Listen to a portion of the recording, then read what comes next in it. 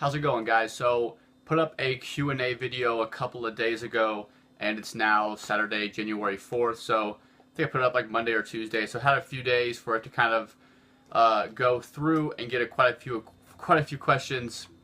Probably had, I think I have 11 comments, and some of them aren't all questions on the YouTube page. And I have a few on the Facebook page as well. So, I'll probably do this like Ben Rice style and keep it to like 10 minutes.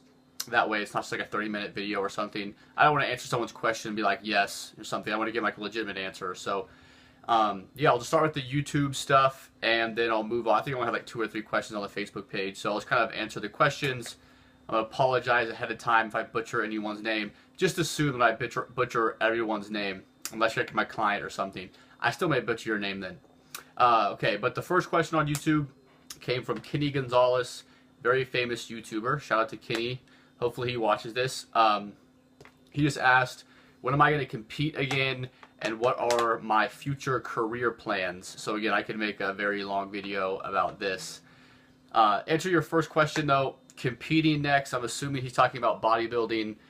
And I have no immediate plans to compete in bodybuilding again, and that kind of ties in with my career plans.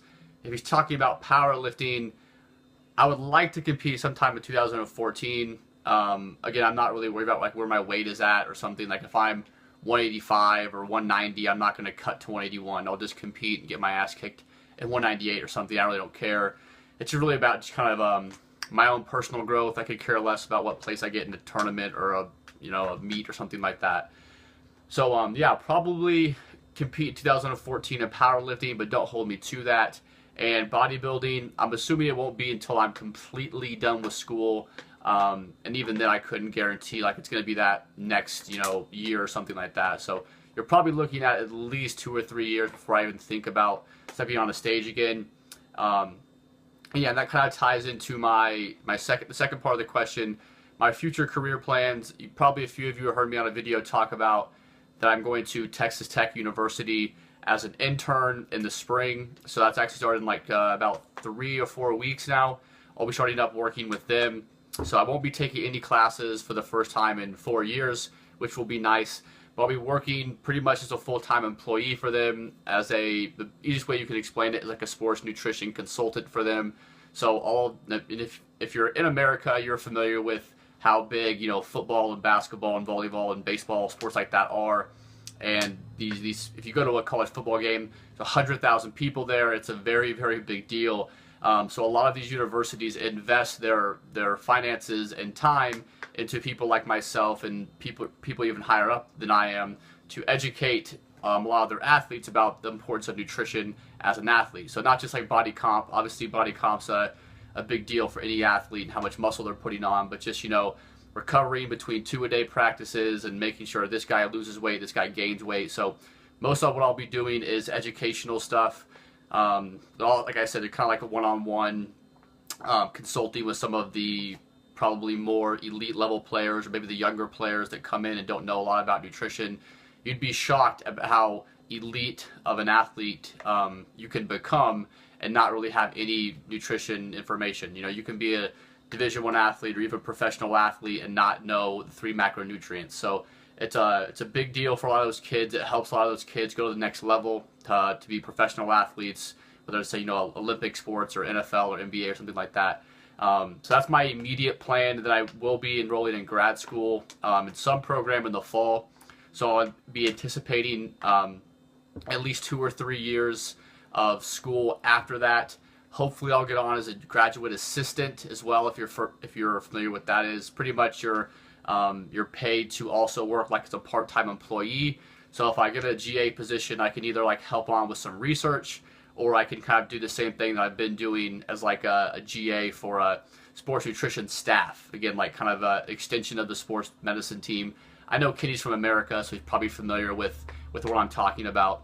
And then kind of my maybe like 5-10 year plan is to actually be a sports dietitian of some sort, whether that's at like a professional level, being a consultant for professional level sports teams or collegiate level sports teams, and then eventually, like kind of like I've thought about this for a while, being a career goal of mine. I have no idea when it's really going to manifest or something like that. But kind of having an all-in-one encompassing, I would say like a gym, but a little bit more than a gym, where athletes and probably a more serious crowd of people can come, and they would get like their training taken care of. They would get like nutrition taken care of, maybe physical therapy, stuff like that. So again, that's a big time goal that may never ever be accomplished. But if I could do something like that, that would kind of be ideal for me. Think of something like if you're familiar with like Eric Cressy or Joe DeFranco is another good example, like that kind of training environment with a lot of those elite level athletes, and also mixing in some other kind of stuff with like nutrition consulting. So kind of like if you wanted to, if you're graduating college, you're trying to make it to the NFL, this is a place you could come for 3 to 6 months, and you would have every single thing taken care of for you to make it to that next level. Or if you're a professional athlete and you're just trying your off season or something like that, that's kind of like my future career plans, if you want to talk about that. So thanks for that question, Kenny. That already took up 6 minutes of this video. Hopefully that answered your question. I'm sure it did. Next question's from actually one of my clients, Stephen Hall. He pretty much just asked, would you like him to document his contest prep on YouTube? Would I anyways? And do you have any methods for preventing distractions or ways you keep yourself focused? Like the term mindfulness, living in the moment. Do you have any methods for keeping yourself from wasting time? So yeah, first question, yeah, go ahead, Steve. I think myself and everyone would love to see your progress in 2014. Contest prep, he starts in just a few days. Second question, preventing distractions, keeping yourself focused, being mindful, I guess is a good vague term to think of it that way. And yeah, that's just a really easy trap for a lot of people to fall into, I think, nowadays. They'll be on, Facebook and Twitter and Instagram and having a conversation with someone in their room, you know what I'm saying, and they're texting somebody, and they're doing like 10 things at once, and they're honestly not really putting their effort or their attention on anything that actually should. So yeah, I think a good way of doing that is just you'll find yourself, whether it's during a workout, like maybe you want to check Facebook during a workout, or maybe you're reading a book and like in between paragraphs you're texting someone. You'll find yourself doing these things that kind of don't allow you to be 100% focused on the task at hand. And I don't want to say like oversimplistic about it, but you just have to be conscious of what you're doing and then stop doing it. I'm not trying to say like that I'm the king of being mindful, but if you're having a conversation with someone, put your phone down. Or if you're talking to somebody on Facebook, don't type them a message and then go watch 2 minutes of a YouTube video and then send somebody a text. Give your full attention, even if it's like 5 or 10 minutes, or God forbid it's more than like, an hour in a classroom or something. Give your full attention to whatever is the highest priority of you. If you have work that needs to be done, schoolwork that needs to be done, something like that, finish that stuff before you go and get on. Like, don't even get on Facebook. Like, don't even let it be an option to get on Twitter. Finish that stuff you need to get done before you kind of do that next task, if that makes sense. So hopefully that answers your question, Steve. And again, everyone I think kind of struggles with that nowadays. Third question, this will be the last one for this video. What reps and set schemes worked best for you when using DUP? And DUP stands for Daily Undulating Periodization. I have a video on that. Go check it out on my channel if you're not familiar with that and you want to know more. I'm assuming you are. I'm not even going to attempt to pronounce your name. But sets and rep schemes, again, that's really kind of vague. A really great example, this is kind of like where I got the base for how I started off with DUP, is looking at the Small Log Junior bench or squat program, however you want to think about that. If I'm saying this correctly, I'm pretty sure the program goes, I think it's 4 sets of 7, 6 sets of, maybe it's 4 sets of 9, 5 sets of 7, 7 sets of 5, 10 sets of 3, something like that. If you look at the program, it makes sense. As your reps are higher, your sets are going to be less, and as the reps are fewer, your reps are going to be, as the as the reps are fewer, your sets will be more. So you start off the week with like a 4x9, so higher reps, not that many sets, at least relatively, and then you're ending the week with 10 sets of 3, so the reps are kind of low, but the sets are kind of high. So that's kind of what you want to think about all the time when you're setting up sets and reps. Like, it doesn't make sense to do 6x15. It doesn't make sense to do a 2x2 or something like that for the most part.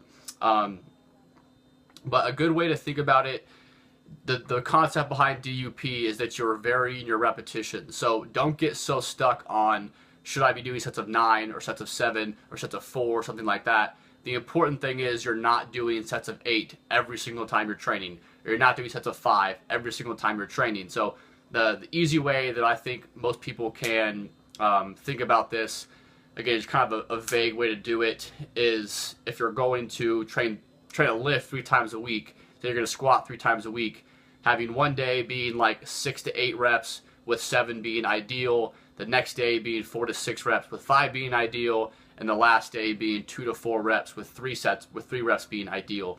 That's an easy way to think about it. So essentially you have a 7 rep day, a 5 rep day, and a 3 rep day, and you can kind of adjust these sets depending on how you can adjust to your volume based on that. So if you want to do like 3 sets, 5 sets, 7 sets, and then the reps would be according, if you're paying attention to how you do the sets and reps, how they're kind of inversely related, if that makes sense.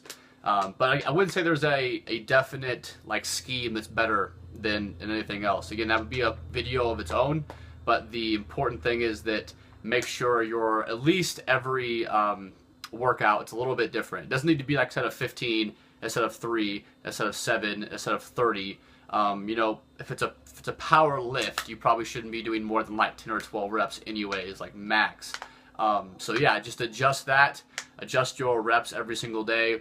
The higher your reps are, do fewer sets for the most part, and then the lower your reps are, do more sets. Again, I'm not going to say that's a black and white rule, because you can always adjust, you know, intensity, volume, and frequency and stuff like that. But if you're just starting off, like I'm assuming you are, that's a good way to think about it. So yeah, that's part 1 of this video, guys. About 12 minutes. I'll try to get the other ones kind of quick. Kenny Gonzalez had a really good question, so I need to answer that. So I'll probably just break these up a little bit, do like a part 1, part 2, whatever. Yeah, so thanks, guys. Probably put like part 2 up here or something like that. So see you in a few minutes.